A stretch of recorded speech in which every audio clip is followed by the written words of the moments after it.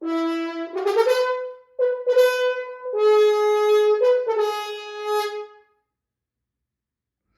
sale at Boyd's Brass is this beautiful Elkhart Conn AD. This is a 600,000 series. The serial number is 630717. It is definitely an Elkhart, and it is definitely in very nice shape, especially for its age. As you can see, it's near dentless. It is unlacquered, and it really is a looker. This is a great looking horn. This horn's been cleaned and serviced professionally here in my shop. All the valves aligned, of course, chemically cleaned very carefully, and it is ready to play. One thing to note is that the valves, because of the age of this horn, the valves are low on compression. It's still a good player, but as a professional horn player myself, I can definitely tell that the valves will need rebuilding soon. They do pop a little bit with the pop test, which is how I test for valve compression. It is not a strong pop, and like I said, I can definitely feel the valves leaking when playing, but that's because I'm a professional, and I'm pretty sensitive to that kind of thing. That said, the horn plays great once I put valve oil in there. It's a little bit heavier. Chuck Ward is the master of all things Conn AD. He suggested mixing valve oil, just valve oil, plain old valve oil, half and half with motor oil, which he's actually sent me his own concoction of that, and that's what I used in these valves. The horn plays a ton better after that. So that is definitely something to know about this horn, that there are, yes, these valves, they will need rebuilding soon if you're planning to play this horn. But if you're wanting this horn as a collector item, which I would assume a lot of people looking for a 600,000 want, then this is definitely an excellent example of a 600,000. Been very, very well cared for, loved for its whole life, and it's in great shape.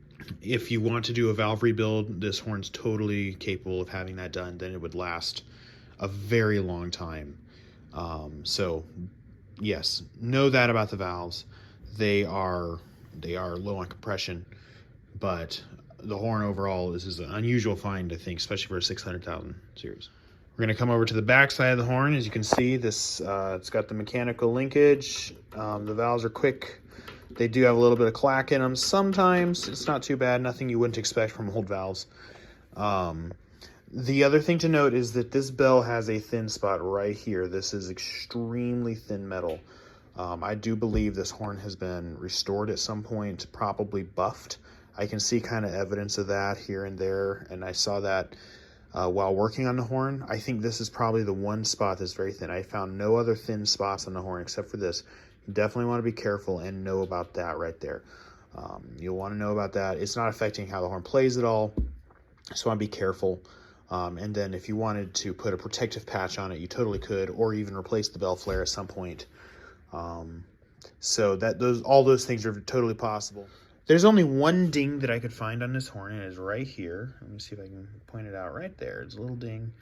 But overall, this horn's in really nice shape, especially for what it is. So definitely check it out at boydsbrass.com. This horn comes in a more modern Conn case. It's in great shape, great use shape.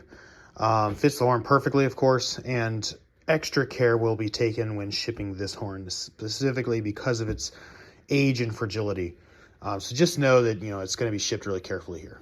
This horn really is a good example of a vintage AD. Though the valves do show signs of needing rebuilding very soon, it's still a great player, has an awesome sound. I'm not going to try to market this horn as a horn that I think a professional player should buy and expect to play out of the box. Rather, I'm marketing this horn as a great example of a vintage 8D. Collector horn, if you're into that, or if you are a pro player wanting to play one of these classic horns, this would be an excellent option for a rebuild.